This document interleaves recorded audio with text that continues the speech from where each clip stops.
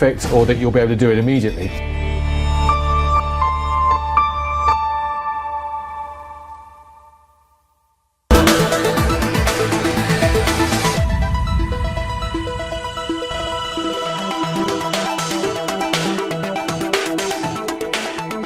Welcome back.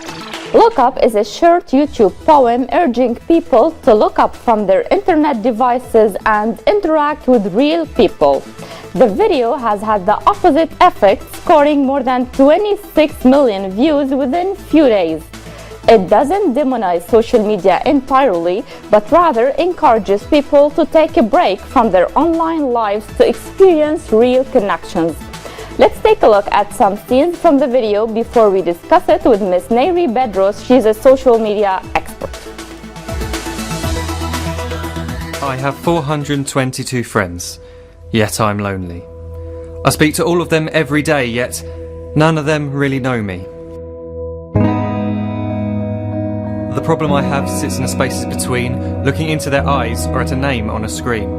I took a step back and opened my eyes. I looked around and realised that this media we call social is anything but when we open our computers and it's our doors we shut. All this technology we have, it's just an illusion. Community, companionship, a sense of inclusion. Yet when you step away from this device of delusion, you awaken to see a world of confusion.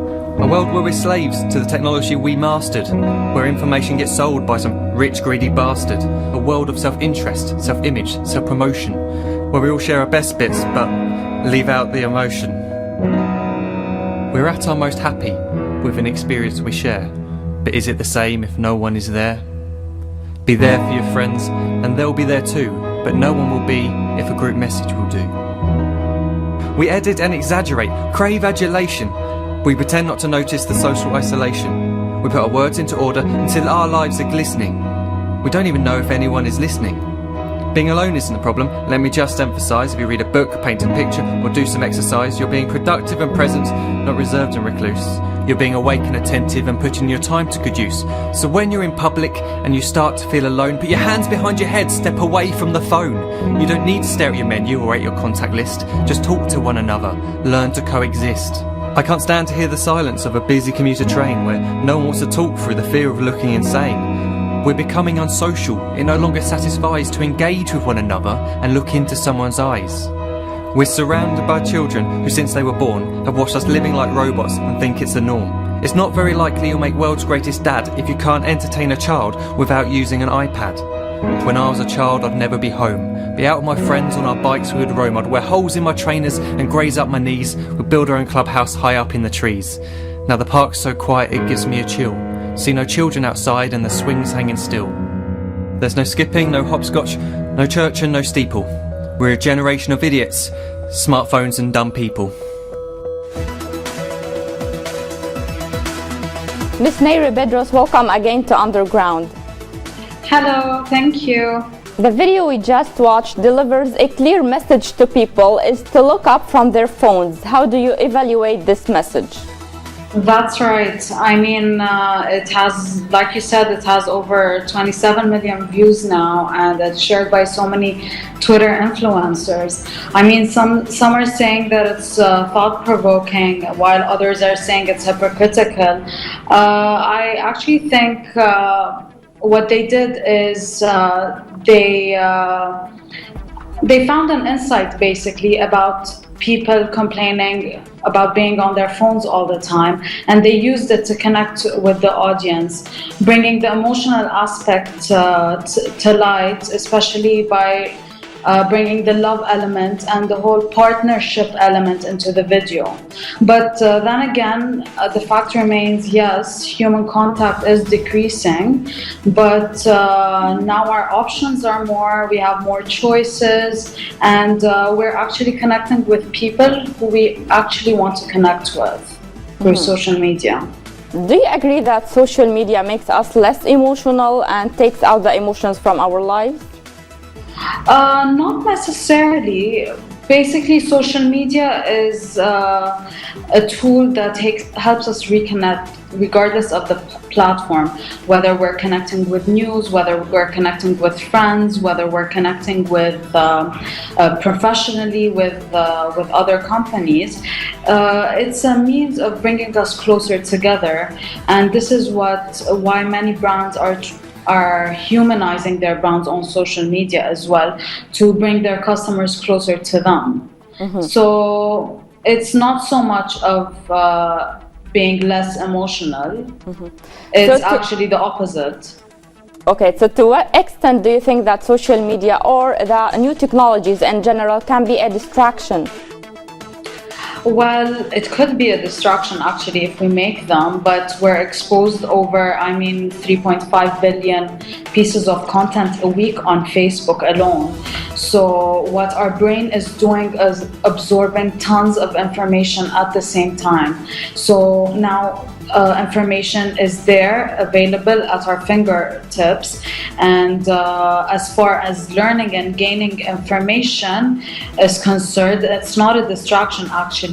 It's if it was considered as a distraction, it's actually a good distraction, because previously you'd go to a library to read the book and go through a huge book to find one piece of information, and now all you need to do is Google it, basically. Okay, now some people, the video is saying that instead of being busy looking down to your phone, look up and see the world around you. While other people say if you don't use your phone, you're missing a lot of things that happening in the world. Yeah. Which point of view do you support? Well, I'd say it's nice to find a balance between these two. You can't be connected all the time and ignore human interaction. Like I said, human interaction, we always look for the humane elements in things. We always yearn for interacting with human, and like I said, that's why most brands are humanizing their brands on social media to be able to connect with their customers better and on a more emotional level actually. So, but at the same time, on the other hand, you can't stay disconnected either, because you'll be left behind. Everything that's happening is on social media, is on the internet. It's very fast-paced, it's very dynamic, so you don't want to be left behind either. So it's nice to find that balance between both of them. But don't you think that in a way or another people are getting dragged into social media? They have to use it and it's controlling their lives instead of having it vice versa? Not exactly. Now a lot of decision making is based on social media. For example, when you want to buy a new phone, you update your status on Facebook and ask your friends which one is better, iPhone 5s or iPhone 5C, for example. So it's making us do a lot of decisions based on what our friends think, based on previous experience. So it's not so much of being controlled. It's actually giving us more choices, because we have more choices in front of us. We're able to make better decisions.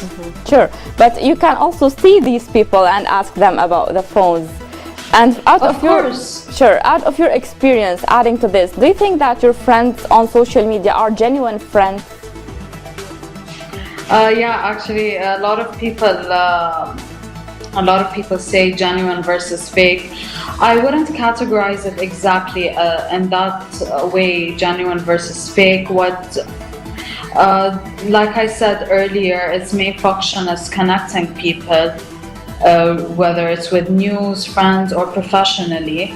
So if I can get closer to friends which I'm not able to connect to, then yeah, it's great. I'd love to have friends on social media for that purpose. This is speaking as a user. For example, I can now have a clear audio and video conversation with my sister in Canada as if we're in the same room. We take it for granted nowadays that we are able to get that much closer to people who are that much further, because it's here and we're used to it. But it's actually, if we go back 10 years back, or maybe even less, it's actually a priceless asset. Let's say that you haven't used your social media accounts for like few days. Do you feel lonely? Do you feel something is missing or not? Not at all, actually. I mean, yeah, we do connect on social media, but I still feel the need to see my friends, to talk with them over the phone, to go out, to have a good time. I think we should avoid basing our lives on one specific thing. Whether it's social media or something else. It's nice to have that balance. It's nice to do different things. And so your advice is to balance between social media and real life? For sure, for sure. I'd say too much of anything is bad. So the best thing is to have a middle ground. Sure. Sure. Our last question, the video describes this generation as generation of idiots. Do you find this offensive? Right. Quite honestly, I wouldn't describe this generation as generation of idiots. Perhaps I'd say lazier. I mean, there are many times when people simply take out their phone just for a simple math calculation or an addition problem. It requires less effort, and people prefer doing less, but I see that that's not a problem, and because now we have a choice between spending hours memorizing facts or just simply Googling it. Sure. I mean, Bill Gates once said that I choose a lazy person to do a hard job, because the lazy person will find the easy way out, an easy way to do it. So if there's an easy way to do things, then why not? I believe that we don't need to reinvent the wheel. Sure. But the issue with that, it's reality states that people don't embrace change, and that's what takes time for people to adapt to. Okay, Miss Nairi Bedros, thank you so much for joining us on Underground today. You are a social media expert. Thank you for having me. Thank you. That was our show. Thank you for watching. Bye bye.